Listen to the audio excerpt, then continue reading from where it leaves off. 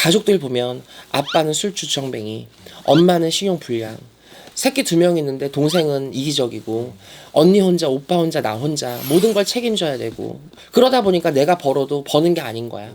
허구한 날 가족들 빚 갚아줘야 되고, 시골을 내려 인구를 내려 전부 다 필요할 땐 나한테 돈.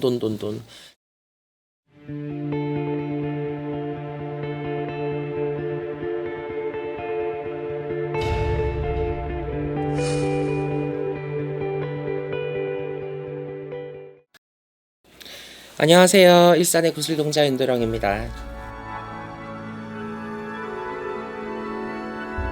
네, 이제 사람들 중에서 이 자수성가를 하신 분들이 많이 있잖아요. 그런데 초년에 정말 고생을 하신 분들이 있는데 네. 그런 유형이 좀 있을까요?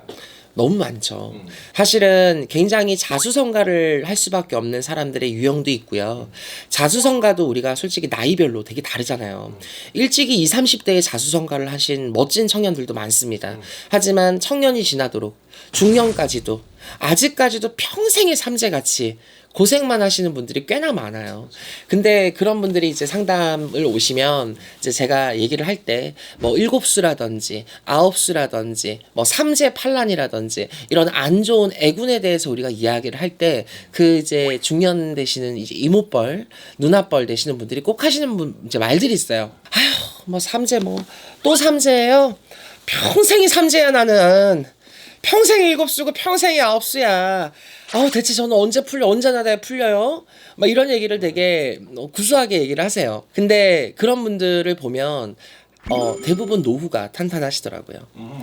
이제 우리가 옛말에 그런 말이 있습니다. 저희 할머니도 그런 얘기를 하셨던 것 같은데, 초년에 고생이 많은 사람들은요, 나중에 득복을 받기 위해서 미리 액땜을 치는 거야. 자수성가를 했다 그래서 내가 뭔가를 읽었다라는 그 모습만 보시면 안 돼요. 그분들이 흥할지 망할지는 아무도 모르는 겁니다. 사실 눈에 보이는 게 다가 아니구나라는 게, 정말 사회적으로는 정말 위치가 높고 또 누가 봐도 금전적으로 아쉽지 않은 그런 지방과 그런 기업에 종사를 하시고 계시는 분인데, 와이프한테는 남편 인정도 못 받고 대우도 못 받아. 이런 사람들도 많고요. 또 회사에서는 굉장히 갑에 의리의리한 포스가 나지만 집으로 들어오면 독방신세, 우울증, 수면장애, 대인기피, 공황장애, 약을 먹고 이런 분들 굉장히 많아요. 이제 재벌들이나 연예인분들 중에서 알게 모르게 마약 사건들이 굉장히 많잖아요. 남들이 보면 그러지, 저렇게 유명하고 인지도도 높고 돈도 많이 벌고 평생에 먹고 쓸 돈 다 번 것 같은데 뭐가 아쉬워서 마약을 하지? 그 사람들은 마음이 항상 허한 거야. 또 다른 세계에 들어간 것 같은 그런 어떤 환각, 환청, 그런 증상을 즐기는 거예요. 왜? 내가 지금 놓여져 있는 이 현생과 이 공간에서는 느낄 수가 없는 부분이고, 또 너무 많은 것들을 누리고 빨리 일구다 보니까 질리는 거예요. 그러니까 그 사람들의 인생이 솔직히 얼마나 불쌍해요. 돈이 있어도 그 사람들은 더 이상 키워나갈 꿈이 없는 거예요. 거기서 딱 멈춘 거야. 그래서 항상 손님들한테 제가 이렇게 조언을 해주는데, 초년과 이 청춘에 항상 고생을 많이 하시는 분들이 있는데, 우리가 그것들을 우리가 인동살이라고 했어요. 1, 3, 8로 끝나는 음력 생일의 뒷자리 보면 인동살을 갖고 계신 분들이 대부분 초년과 청춘에 고생을 많이 하고, 팔자에 들어선 인동살들은 대부분 중년까지도 고생을 하시더라고요. 근데 이 인동살이 있다 그래서 평생 고생을 하는 것도 아니야. 인동살로 초년과 청춘, 중년에 고생을 하신 분들은 늑복이 어느 정도 있고요.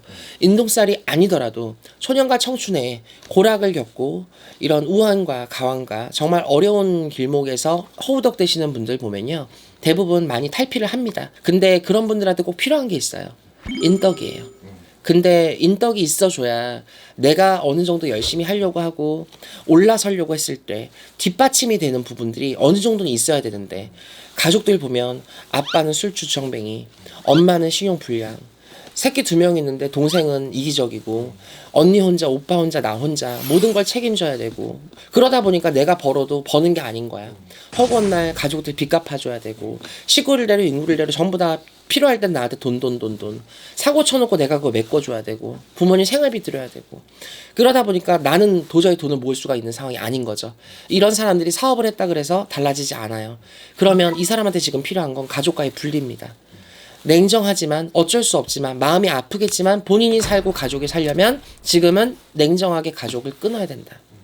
그렇지 않으면 다 죽는 거야. 밑 빠진 독에 물 붓기를 해서 케어만 한다고 해서 이 가족이 나아지냐? 절대 나아지지 않거든요. 왜냐하면 아무리 천륜이라고 해도 엄마 아빠는 그분들만의 사주팔자가 있잖아요. 내가 당장에 급한 불을 꺼준다고 해서 엄마 아빠의 팔자가 이루어지진 않아요. 그건 엄마 아빠가 겪어야 될 몫인 거야. 동생도 마찬가지고. 그럼 일단 나부터 올라가야 되거든요. 내가 올라가려면 주위의 환경과 영양, 인덕, 귀인 이런 것들이 굉장히 중요합니다. 근데 그런 것도 없는 분들이 있어요. 그래서 그런 분들이 없는 분들은 어떻게 하냐?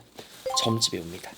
점집에 와서 인간 세계에 발 뻗고 주름 뻗고 살아가서 도움을 받기가 어려우니 와서 인사라도 하고 초라도 키고 빌어도 가고 굿도 하고 치성도 하고 조언도 듣고 안 좋은 걸 거둬도 가고. 그래서 여러분들이 지금 겪고 있는 그런 상황들이 정말 죽을 것 같이 힘들고 정말 많이 아프고 배고프고 버겁고 죽고 싶을 것 같이 힘든 상황을 이어가고 있다고 하지만 잠깐만 버텨요. 죽으라는 법 없고 계속 힘들게만 가라는 법은 없다. 신은 공평하다고 했어요. 힘든 시기가 있으면 좋은 날도 옵니다. 인생사 세옹지마니까. 오늘 윤드러 방송을 보시고 지금 현재 현생에서 힘든 시점을 겪고 가시는 분들에게도 작은 희망이 보이기를 기원합니다. 감사합니다.